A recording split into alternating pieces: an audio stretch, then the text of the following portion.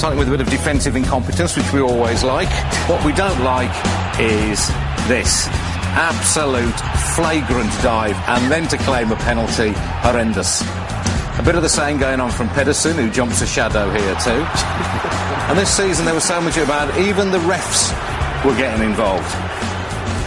Chris Foy jumps a shadow too. Well, why shouldn't I go for something too, he seems to say. A bit of this never goes amiss, although don't do it at school, lads. And Yakubu gets a little bit from Pantsil here. Yakubu's... That's our sound effect, by the way. Yakubu's indignation just makes me laugh more every time I see it. Basic Instinct came to mind here, for reasons that I won't explain. Luckily, a programme is thrust in the way of her unbroadcastables. Before we get a look, thank you, madam. We all enjoyed that very much. Managers, we do like to get this crafty insight into their expertise, the things they spot that we can't see. Always good advice, that, isn't it?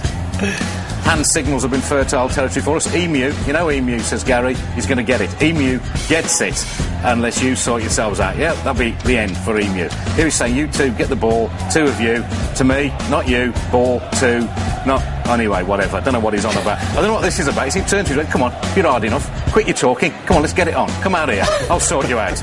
And he shrugs. This is David Moyes celebrating, yes, celebrating a goal. This is David Moyes when he's happy. This is his happy face.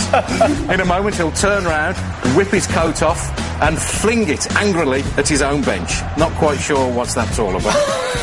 Here's a metaphor for Man City's whole season. The manager stands up, the chair flits back, and he nearly ends up on his ARSE, but just about saves himself, as he has done till the end of the season. And this is a champagne moment. Mike Phelan sees a balloon. He decides to get rid of the balloon by popping it. The biggest shock of Fergie's season. Mike, I'd be careful if I was you.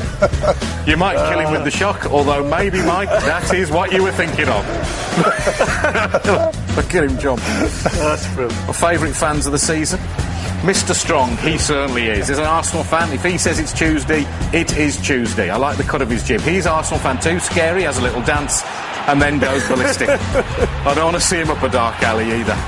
The scariest fan of all, though, I think this was a Borough fan. He looks like Ronnie O'Sullivan's brother, and he looks as though he's going to do something horrible. He does do something horrible. He shows us his man boobs. We didn't want to see that, especially with that look in your eye. Here was the moment I knew back in August West Brom's season was going to work out. When even the ball boys can't stay on their feet, you know you're going to have trouble staying in the Premier League. Up she goes. There was a bit of the Devon Lock about that, jumping a shadow. And here we see Scott Carson doing what most West Brom fans will do when they look back at the season.